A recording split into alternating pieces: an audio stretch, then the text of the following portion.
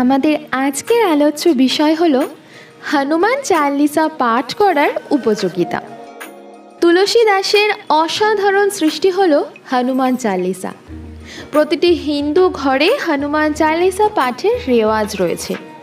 বলা হয় যে ঘরে নিয়মিত হনুমান চালিসা পাঠ করা হয় সেই পরিবার হনুমানজি তথা বজরংবলীর আশীর্বাদ লাভ করে। ঘরে ঘরে সাধারণত মঙ্গলবার করেই বজরংবলীর পুজো করা হয়। মঙ্গল এবং শনিবার করেও অনেকে হনুমান চালিসা পাঠ করেন। বলা হয় প্রতিদিন রাতের বেলা যদি হনুমান চালিসা পাঠ করেন তাহলে তার অভূতপূর্ব ফলাফল লাভ করা যায়।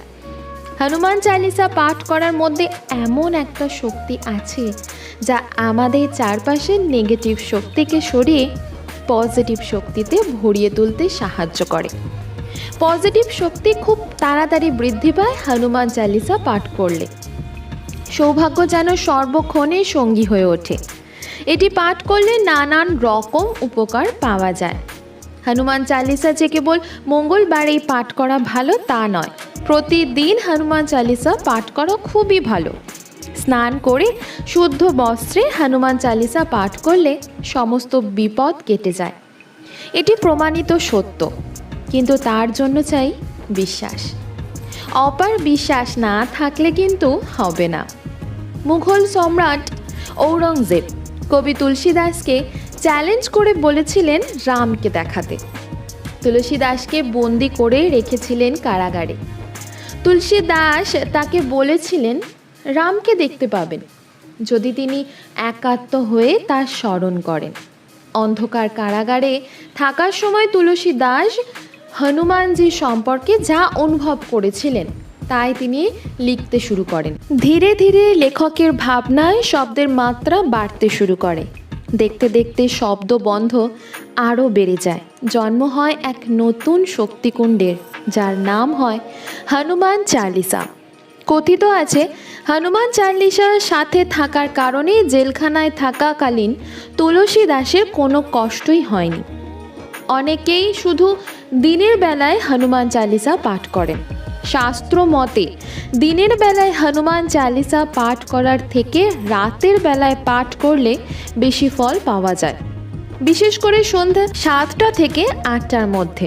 পাঠের সঙ্গে তার অর্থ আপনাদের পড়তে হবে। কবিতার ছন্দে ছন্দে ধীরে ধীরে পড়তে হবে। এই পৃথিবীতে যাই খারাপ তা পার করতে হনুমান চালিসা পাঠ করা অবশ্যই উচিত। যে কোনো বয়সের মানুষ, ছোট থেকে বড়, যে কেউ হনুমান চালিসা পাঠ করতে পারেন। অনেকের মুখে শোনা যায় নারীরা নাকি হনুমান চালিসা পাঠ করতে পারবে না, কিন্তু এটা সম্পূর্ণ মিথ্যা কথা। কারণ হনুমান চালিসাতে বর্ণিত আছে जो ये परे হনুমান চালিসা হয়ে সিদ্ধ সাক্ষী গৌরীসা। অর্থাৎ যে এই হনুমান চালিসা পাঠ করেন তিনি শিব গৌরীর প্রিয় হন। তবে প্রত্যেকটি ব্যক্তি, সে নারী হোক বা পুরুষ হোক, শিশুই হোক কিংবা বৃদ্ধ, প্রত্যেকেই এই হনুমান চালিসা পাঠ করতে পারেন। এবার জেনে নিন হনুমান চালিসা পাঠ করার ভালো দিন, যাতে আপনার এবং আপনার পরিবারের সকলেরই মঙ্গল হবে। রাতে হনুমান চালিসা পাঠ করলে আর্থিক সমস্যা খুব দ্রুত কেটে যায়। অভাব অনটন জীবনে খুব একটা প্রবেশ করতে পারে না, ফলে জীবন সুখ শান্তিতে কাটে। হনুমান চালিসা পাঠের ফলে বাড়িতে থাকা বাস্তু দোষ অনেকটাই কেটে যায়। এর ফলে পরিবারের সকলের মধ্যে সম্পর্ক ভালো থাকে। রাতে হনুমান চালিসা পাঠ করলে মানসিক শান্তি ও মনের জোর বৃদ্ধি পায়। শাস্ত্র মতে প্রতি মঙ্গল, বৃহস্পতি ও শনিবার রাতে হনুমান চালিসা পাঠ করলে কর্মজীবনে বিশেষ উন্নতি ঘটতে দেখা যায়।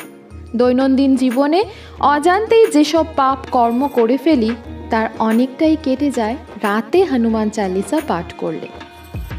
দিনে বা রাতে যখনই পড়ুন, শুদ্ধ মনে পরিষ্কার পরিচ্ছন্ন বস্ত্র পরিধান করে লাল আসনে বসে হনুমানজির মন্ত্র পাঠ করুন। হনুমানজির মূর্তি বা চিত্রের সামনে বসে একটি জবা ফুলের মালা বা একটি জবা ফুল হনুমানজিকে অর্পণ করে ছোলা আর মিষ্টি নিবেদন করে ধূপ দীপ সহকারে ভক্তি ভরে হনুমান চালিসা পাঠ করুন। হনুমানজির জন্য চামেলির তেল দিয়ে প্রদীপ জ্বালান। মেটে সিঁদুর দিয়ে হনুমানজিকে তিলক পরিয়ে দিন। হনুমান চালিসা পাঠ করতে পারেন 1 থেকে 3 বার। চালিসা পাঠ করার আগে গণেশজির ধ্যান মন্ত্র বা প্রণাম মন্ত্র পাঠ করুন এবং নিজের কুলদেবতাকে প্রণাম জানান।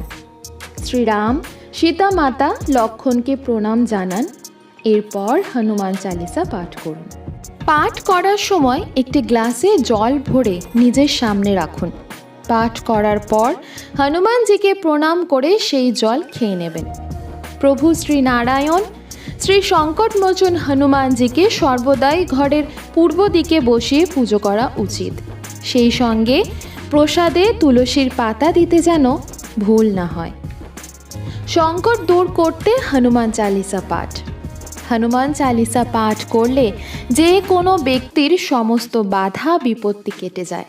সমস্ত বাধা অতিক্রান্ত হয়ে গিয়ে চলার পথ সুগম হয়ে যায়।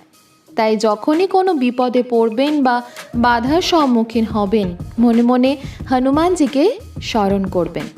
সমস্ত বাধা বিঘ্ন কেটে যাবে। শনির প্রভাব দূর করতে হনুমান চালিসার পাঠ। কখনো যদি আপনার ওপর শনির দশা চলে, তখন জীবনে কোনো কিছুই ভালোভাবে চলে না। শনির প্রভাব যদি জীবনে পড়ে, তাহলে সংসারে কারোর কোনো মঙ্গল হতে পারে না। তাই এই প্রভাব থেকে মুক্ত হতে নিয়মিত হনুমান চালিসা পাঠ করুন। এর মন্ত্র জপে আপনার ওপর থেকে শনি প্রভাব দূর হতে শুরু করবে এবং জীবনে শান্তি নেমে আসবে। কর্মক্ষেত্রকে উন্নত করতে নিয়মিত হনুমান চালিসার পাঠ।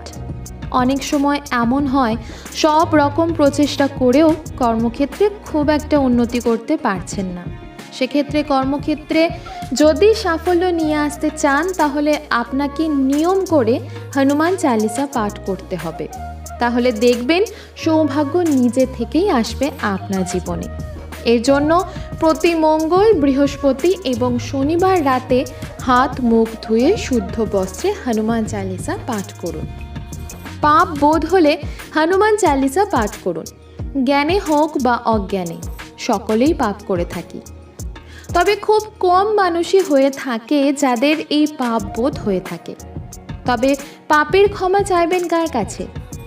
সেই ক্ষেত্রে হনুমান মন্ত্রই হতে পারে আপনার ক্ষমা চাওয়ার একমাত্র পথ। যদি কোনোদিনও মনে হয় যে জীবনে পাপ করেছেন আর তার জন্য আপনি অনুতপ্ত, তাহলে প্রতি রাতে হনুমান চালিসার প্রথম স্তবটি 8 বার করে পাঠ করবেন। দুরাত্মাকে বিতাড়িত করতে হনুমান চালিসার পাঠ। অনেক সময় দুরাত্মার কারণে সংসারে নেমে আসে অন্ধকারের কালো ছায়া। প্রথমেই বলেছি, যা কিছু ভুল, যা কিছু পাপ, যা কিছু দুরাত্মা তা দূর করতে পারে হনুমান চালিসা।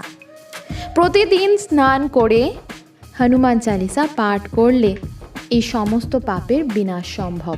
ইতিবাচক শক্তির প্রভাব বাড়াতে হনুমান চালিসা পাঠ। বলা হয়, হনুমান চালিসা পাঠ করলে আপনার চারিপাশে একটি ইতিবাচক শক্তি বিরাজ করে। হনুমান মন্ত্র পাঠ করলে আপনার চারিপাশে নেতিবাচক শক্তির প্রভাব নষ্ট হয়। সেই সঙ্গে আপনার জীবনে সব সময় একটা পজিটিভ প্রভাব কাজ করে। এটাও বলা হয়, ভক্তিভাবে হনুমানজিকে ডাকলে তিনি তার কোনো ভক্তকে নিরাশ করেন না। আজকের ভিডিও এতটাই। আপনাদের যদি এই ভিডিওটি ভালো লেগে থাকে, তাহলে অবশ্যই সাবস্ক্রাইব করবেন, লাইক করবেন, কমেন্ট করবেন। জয় শ্রীকৃষ্ণ। রাধে রাধে।